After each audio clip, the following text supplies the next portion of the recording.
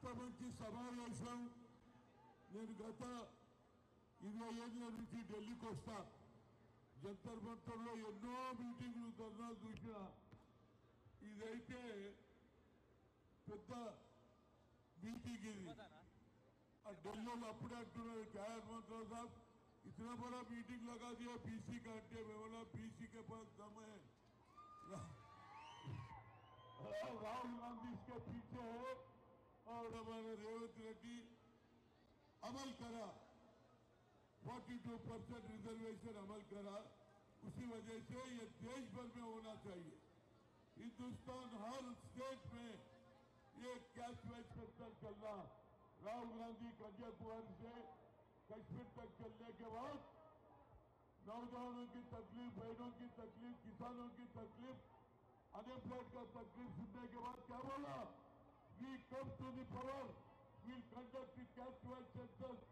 उतना ही नहीं बोला, जितना हिस्सेदारी उतनी भागीदारी बोला, जितना हिस्सेदारी उनको बराबर हक मिलना चाहिए बोला। तो इसी वजह से इतना अच्छा मीटिंग हो रहा और मैं फिर गुजारिश है మిత్రులారా వెనక చాలా మంది ఉన్నారు అందరు ముందుకు రండి।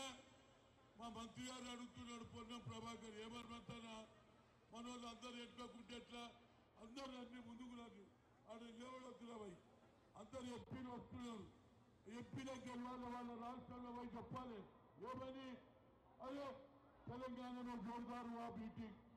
तो इस वजह से अपने पाप भी लगाने की बात होती అందుకే అందరూ వెనుకకున్న వాళ్ళందరూ ఈ బ్యాక్ సైడ్ ఉన్న వాళ్ళందరూ కూడా ఏది ఆ క్యాంటీన్ దగ్గర ఉన్న తినేటోళ్ళు కానీ తాగేటోళ్ళు కానీ అందరూ ముందుకు రావాలి।